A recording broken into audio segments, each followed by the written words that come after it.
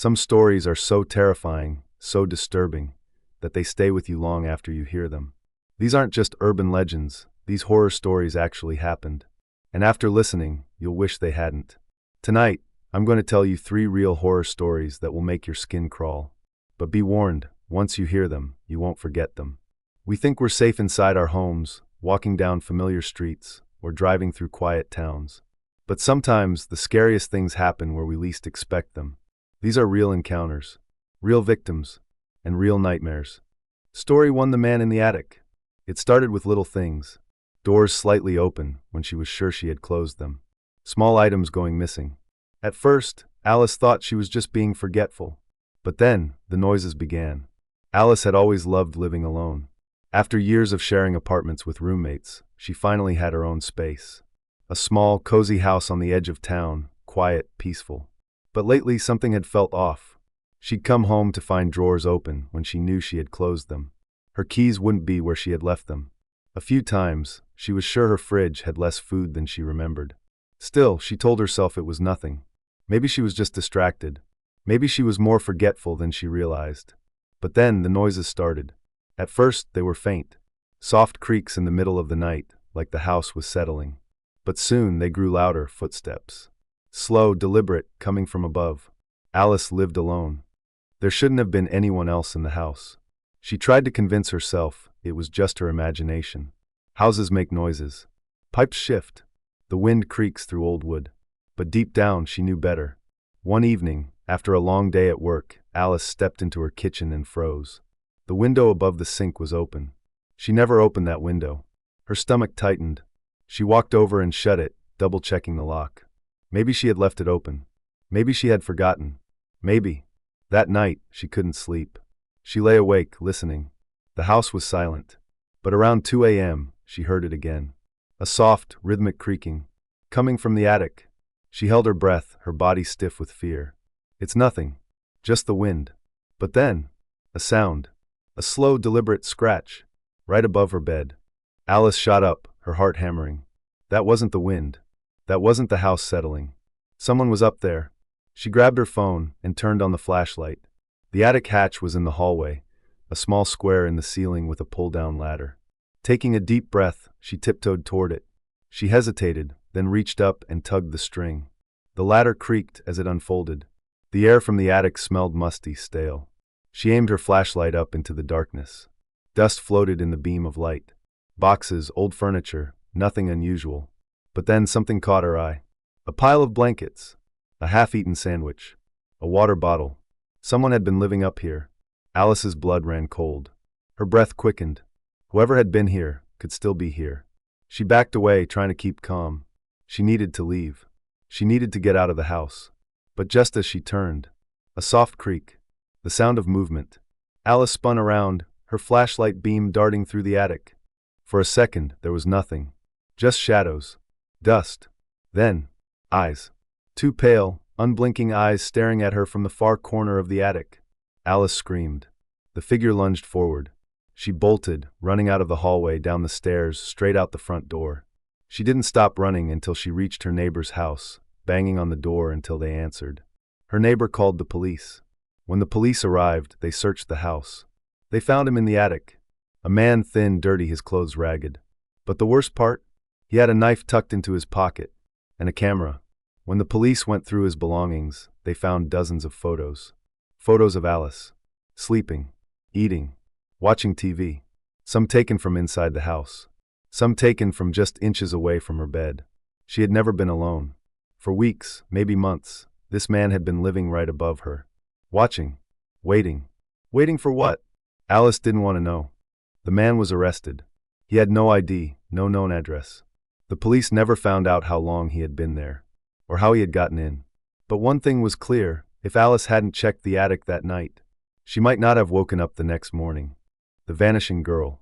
She walked into the store, smiling, laughing, just a normal girl running errands. But when the security footage was reviewed, she was never seen leaving. No one saw her go. No one saw her disappear. It was as if she had vanished. It started like any other day. Megan Carter, a 19-year-old college student, had been running errands in her small town of Brooksville, Virginia. She had texted her mom around 4:30 p.m., saying she was stopping by a convenience store before heading home. That was the last message anyone ever received from her. The store clerk remembered seeing Megan. She had walked in, browsed the aisles, and even made small talk about the weather. The CCTV footage confirmed it. Megan entered the store at 4:52 p.m. She picked up a few snacks, paid at the register, and then, that was it. There was no footage of her leaving. The automatic doors never opened for her exit. She didn't walk past any of the cameras outside. One moment, she was there. The next, she was gone. Her parents grew worried when she didn't return home. They called her phone repeatedly. No answer. By 9 p.m., they reported her missing. The police arrived at the store and reviewed the footage over and over again. They checked every possible camera angle, inside, outside, the parking lot. Megan had entered the store, but she had never left. Even more chilling, her car was still parked outside. The keys were in the ignition. The driver's side door was locked. It was like she had stepped into the store and simply ceased to exist. The police questioned the store clerk again. Had she seen Megan leave? Had anyone followed her? Had anything strange happened? The answer was always the same. I swear, she just disappeared. Determined to find answers, the investigators scoured every inch of the store. The only possible exit Megan could have used, without passing the front cameras, was a back storage room. But that door led to a dead-end alleyway with no other way out.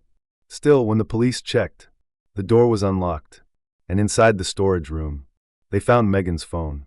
Her last text to her mother was still open. Had she gone back there willingly? Had someone lured her in? The alley was checked for any clues, but there was nothing. No signs of a struggle. No footprints. No tire tracks. It was as if Megan had stepped into the storage room and vanished into thin air. For weeks, the case remained unsolved. No new leads. No witnesses. It was like Megan had never existed. But then, one night, around 2 a.m., Megan's mother received a call. A call from Megan's phone. Her heart pounded as she answered. "Megan?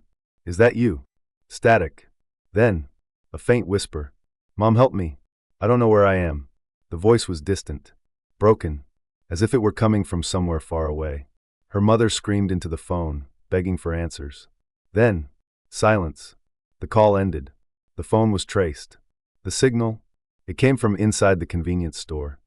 The police searched the store again, this time, tearing apart every inch of the storage room. Then, behind a heavy metal shelf, they found it. A hidden trapdoor. It led to an underground tunnel, one that hadn't been used in decades. It stretched beneath the entire town. Inside, the air was thick with dust. Old, rusted pipes ran along the ceiling. The floor was damp, and at the very end of the tunnel, they found Megan's shoes. But no sign of Megan. She was never seen again. To this day, no one knows where the tunnel truly led, or who or what had been waiting for her down there.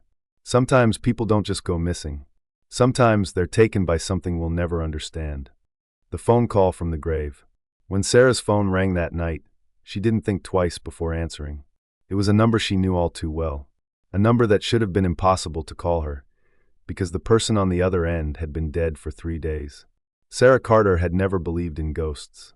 She was logical, practical, someone who always looked for rational explanations. But that changed the night she received a call from her dead fiancé. 3 days earlier, Michael Dawson had died in a car accident. It was sudden, brutal. One moment, he was heading home from work, and the next, his car had skidded off a rain-slicked road, slamming into a tree at high speed. Sarah had been the last person he spoke to that night. His final words to her were, "I'll call you when I'm close." That call never came. Instead, she got a knock on the door from the police. Michael was gone. His phone had been found crushed in the wreckage, completely destroyed. 3 days later, Sarah was still drowning in grief. She couldn't sleep, couldn't eat. Every part of her ached with the weight of losing him. Then, at 2:13 a.m., her phone rang. She nearly ignored it. Who would call this late? But when she glanced at the screen, her heart stopped. The caller ID displayed a name she thought she'd never see again. Michael. Her stomach twisted. This had to be some kind of cruel glitch. Maybe her phone still had his number saved under recent calls, and it was some kind of spam or cross signal. But then it rang again. Her hands trembled as she hit answer. Hello, silence, then a faint, crackling static. Sarah, her blood ran cold. It was his voice, distorted, distant, like he was calling from far away. Michael? She choked out, tears filling her eyes. Is this a joke? Who is this? The static grew louder. Then I never made it home. The words were broken, fragmented, but they were his. And that was when Sarah noticed something chilling. In the background of the call, she could hear the faint sound of rain. Sarah's chest tightened. "Michael, where are you?" she whispered. The line crackled again. Then, for just a moment, she swore she could hear something else. The muffled beep of a car's turn signal. The screech of tires on wet pavement. And then, a deafening crash. Sarah's breath hitched. It was the exact sound the police had described to her, the moment Michael's car had crashed into the tree. Tears streamed down her face. "Michael, this isn't real. You can't be real." But then, his voice cut through the static once more. "I never made it home, Sarah. I'm still here." Her entire body went numb. "Still where?" she whispered. Silence. Then, the road her heart stopped. That road, the one where Michael had crashed, was abandoned now. No one drove on it anymore. The tree his car had hit was still marked with deep scratches and pieces of shattered glass. Was he still there? Trapped somehow, caught between life and death. Sarah's mind raced, trying to come up with a logical answer. But she had none. And then, the call cut out. Sarah stared at her phone, shaking. She tried calling back, but the number was disconnected. This wasn't possible. Michael's phone was destroyed. There was no way his number could still be used. Unless something wasn't right. A sudden, overwhelming sense of dread settled in her stomach. Something was telling her to go to the crash site. She grabbed her keys and drove. The night was eerily quiet. The only sound was the patter of rain against her windshield. Just like the night of the accident, as she approached the tree where Michael had crashed, her breath caught in her throat. Her headlights reflected off something metallic. A phone. Michael's phone. But that was impossible. His phone had been destroyed in the crash. She hesitated, then slowly reached for it. The screen was cracked, flickering, but still powered on. And there on the lock screen was a text message from his number. It was just 2 words. "Come closer." Sarah's chest tightened. She stepped forward, the wet leaves crunching under her feet. And then, her phone rang again. She didn't want to answer it. Every instinct in her body screamed at her to run. But she couldn't. Her trembling fingers pressed accept. Static filled the line. Then, a deep, slow breath, like someone was standing right behind her. She spun around. There was no one there. But in the reflection of her car window, she saw him, Michael, standing in the rain, watching her. His expression was blank, his eyes hollow. And then, a whisper came through the phone. "You found me." The call ended. And when she turned back to the reflection, he was gone. Sarah's breath came in short, shallow gasps. The rain fell harder now, drumming against the leaves, the windshield, the cracked pavement beneath her feet. She gripped Michael's broken phone tighter in her hand, her fingers ice cold. The text message still glowed on the shattered screen. "Come closer." Her instincts screamed at her to run, to leave this place and never look back. But something else, something stronger, forced her feet forward. She stepped closer to the tree, the very tree where Michael had died. The moment she reached it, her phone rang again. Telephone receiver, unknown caller. Her pulse thundered in her ears. Slowly, her shaking finger hovered over the screen and pressed accept. Static. Then, "Sarah," his voice. Clearer now. "Closer. You're finally here." Her body locked up. "Michael? Where are you?" She choked out. A long pause. Then, in a voice that was both his and not his, he whispered, "Behind you." Sarah's stomach twisted into a tight knot. The air turned frigid. A slow, wet breath brushed against her neck. She could feel it. Feel him. Her legs refused to move. The rain stopped. The wind died. The entire world felt unnaturally silent. Slowly, so painfully slowly, she turned around. And there he was. Michael. Or what was left of him. His clothes were the same ones he had worn on the night he died, torn, soaked with blood. His face. Half of it was still him. But the other half was twisted, ruined, decayed. His once warm eyes were now hollow, empty pits. And yet, he smiled. "You left me," he whispered. Tears streamed down Sarah's face. "No. I never stopped loving you, Michael's head tilted. His smile widened, too wide. "Then why did you stop looking for me?" The words sent a chill through her bones. Her mind reeled. Looking for him? He had died. There had been nothing to look for. Right? Her heart slammed against her ribs as a horrible thought crept in. What if Michael hadn't died instantly? What if he had been trapped? Alone? dying, waiting for her to find him. The thought made her sick. Michael took a step forward. Sarah stumbled back, but hit the tree. She was trapped. He leaned in, so close she could smell the damp, earthy scent of decay. His voice, now low and distorted, whispered, "Come with me, Sarah."